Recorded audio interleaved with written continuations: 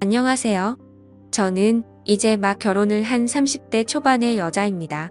저에게는 훈훈한 외모와 착하고 성실함까지 있는 든든한 남자친구가 있었고, 저희는 사귀는 3년 동안 많은 추억을 남기고 있었고, 서로 결혼을 약속하게 되었었죠. 그래서 결혼 날짜를 잡고 상견례까지 준비를 하게 되었습니다. 한 가지 문제가 있다라고 한다면, 저에게는 부모님이 계시지 않았어요. 어렸을 적에 부모님 두 분께서 사고로 인해 일찍 돌아가셔서 형제도 없었던 저는 결혼을 더욱 빨리 하고 싶었고 화목한 가정을 만들고 싶었습니다. 그래서 사회생활을 하면서 조금씩 모은 돈과 남자친구가 모은 돈을 합쳐서 저희는 20평대의 아파트를 사게 되었죠. 물론 대출이 대부분일 정도로 빚을 많이 졌어야 했고, 처음 가지게 된 집과 남편이 될 남자친구와 둘이 오순도순 살아갈 앞으로의 행복한 미래를 꿈꾸게 되었습니다. 어릴 때부터 부모님의 사랑을 못 받고 자라서 그런 건지 가족애가 뭔지 잘 몰랐던 저는 남자친구의 부모님께 친근하게 다가가거나 하는 방법을 잘 몰랐었습니다. 그래서 다른 평범한 여자들처럼 남자친구 부모님께 애교 있게 전화드리는 일도 당연히 없었던 거죠. 남자친구의 과거 여자친구들과 조금 달랐던 저이지만 남자친구는 제가 처했었던 환경을 잘 알고 있었던 사람이었습니다. 그래서 늘 자신의 부모님에 대해 좋으신 분들이라며 편하게 마음 가져도 된다며 제게 안심을 시켜주고는 하였습니다. 아무튼 그렇게 시간이 흘렀고 약속된 상견례 날이 다가왔습니다. 정말이지 남편이 될 남자친구의 부모님 앞에서 혹여나 실수라도 할까봐 제 가슴이 계속 콩닥콩닥 거렸습니다.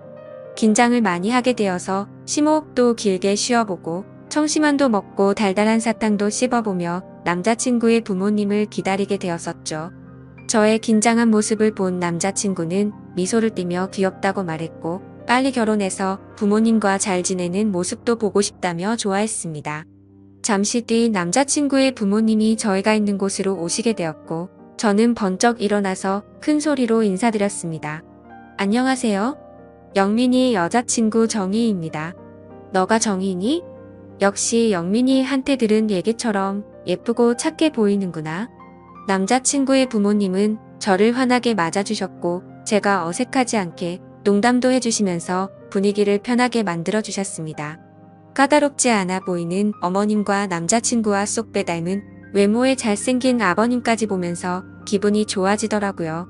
저는 앞으로 예비 시부모님과 사이좋게 지낼 생각에 더욱 행복한 결혼 생활을 꿈꾸게 되었습니다. 그렇게 결혼을 앞두고 설레임의 기쁜 나날을 보내고 있었을 때였습니다. 어느 날 제가 회사를 마치고 집에 돌아왔는데 남자친구가 시무룩한 목소리로 전화를 걸었습니다. 자기야, 무슨 일 있어? 목소리가 왜 그래? 그러자 남자친구는 나 할 말이 있는데 잠깐 들릴게. 괜찮지? 라고 말하더라고요. 평소 활기찬 목소리였던 남자친구가 풀이 죽은 듯한 목소리라 걱정이 되었습니다. 그런 적은 처음이었고 그래서 좋은 일은 아닌 것만 같아 불안한 기분이 들었습니다. 곧이어 남자친구가 제가 혼자 살고 있는 집에 들어왔습니다. 저희가 대출을 받아서 살 아파트에 우리 부모님도 모시고 살아야 할 것 같다고 하더라고요. 그게 무슨 말이야? 부모님은 살고 있는 집 빚으시다고 하지 않았어? 사실은 아버지가 예전에 사업하시다가 빚이 생겼었는데 금액이 점점 커져버려서 집을 내놓으셔야 된다고 하셔. 미안해 정희야. 사실 남자친구 목소리를 듣고 이별을 고하는 건 아닐지 너무 걱정했었는데 그건 아니어서 뭐든지 다 괜찮다고 생각이 들더라고요. 하지만 그럼에도 불구하고 솔직한 마음으로는 남자친구의 말을 듣고 당황하긴 했지만 애써 괜찮게 생각하려고 했습니다.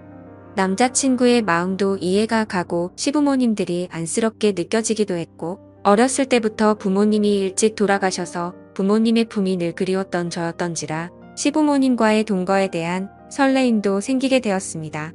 그래서 대답했죠. 응, 그래, 괜찮아. 시부모님들 좋으신 분들 같고 같이 살다 보면 편해지고 즐거운 날도 많겠지. 그러자 남자친구는 이해해줘서 정말 고맙다면서 최대한 빨리 독립을 할 수 있게 자신이 노력하겠다며 평생 행복하게 해준다고 말하더군요. 그렇게 이후 계절이 바뀌었고 저와 남자친구는 예정대로 결혼식을 올리게 되었습니다. 신혼여행을 다녀오고 시부모님과 함께 살 아파트도 들어가게 되었습니다.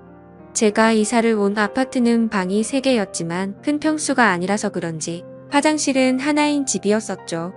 그래서 조금 불편할 거라고 생각했지만 서로 순서를 지켜가며 볼일을 보니 금세 적응이 되어 가더라고요. 저는 남편보다 2시간 정도 퇴근이 빨랐었고 제조업 공장에 다니시는 시어머니는 남편과 비슷하게 퇴근을 하시고는 했습니다. 그런데 사업을 하시던 아버님은 그때 당시 사업이 망해서 그랬던 건지 건강이 많이 안 좋아져서 집에만 계신 지 오래된 상태이셨고 어머님만 일을 하고 다니셨던 사실을 제가 알게 되었습니다. 그래서 제가 퇴근을 하고 집에 들어오면 아버님이 거의 집안에 계셨습니다. 그러던 중 하루는 제가 퇴근하고 집에 왔는데 화장실이 너무 급해서 집에 오자마자 화장실로 들어갔었죠. 시원하게 볼일을 보고 밖에 나왔는데 그때 아버님이 방에서 거실로 나오시더라고요. 그래서 뒤늦게 인사를 드렸습니다. 잠시 후 저는 아버님께 저녁 식사를 준비해드리려고 나왔는데 아버님께서도 소파에 나와 계셨습니다. 남편과 시어머니는 밖에서 식사를 하고 오는 일이 잦아서 주로 저와 시아버님 단둘이서만 저녁을 먹는 일이 다반사였습니다. 저는 저녁 준비를 다 하고 머쓱하게 아버님 저녁 준비 다 됐어요라고 말했고 아버님이 오냐 하고 식탁으로 성큼성큼 오셨습니다. 그런데 자세히 보니 아버님이 러닝 아래에 짧은 바지를 입고 오시더라고요. 저는 민망하고 당혹스러워서 눈을 어디다 둬야 할지 몰라 했습니다. 그런데 그 순간에도 저는 아버님의 상체를 보았는데 운동을 자주 하셔서 그런지 몸도 다부지고 좋으시더라고요. 어색한 기운이 돌기는 했지만 아버님과 저는 아무렇지 않게 식사를 마쳤고 저는 설거지를 하려고 그릇을 집어넣고 있었습니다. 그때 아버님이 정수기에 물을 뜨러 가시면서 제 뒤를 스쳐 지나가셨습니다. 남편과 닮아 얼굴도 잘생기셔서 그런 걸까요? 아버님과 가까워지는 게 저도 모르게 두근두근 거려서 기분이 묘하더라고요.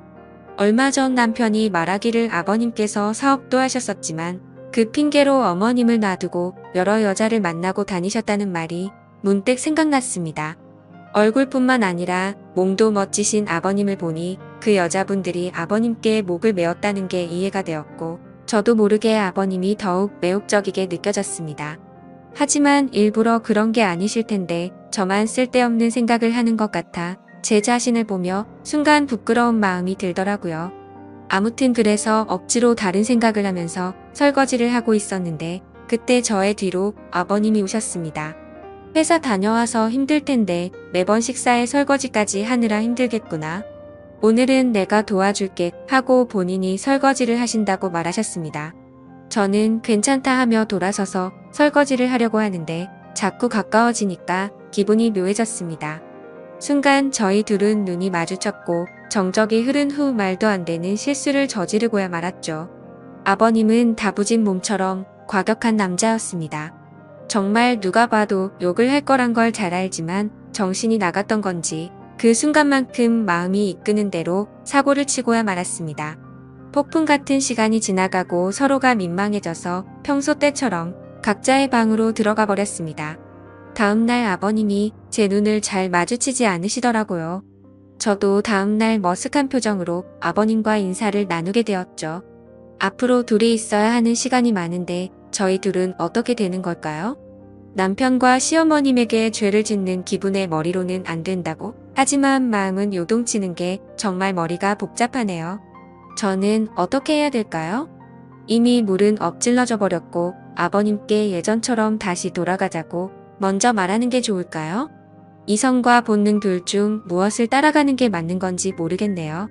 좋은 답변을 남겨주시면 감사하겠습니다. 오늘의 사연 여기까지입니다. 지금까지 읽어주신 모든 분들 감사합니다. 모두 행복한 하루 되세요. 감사합니다.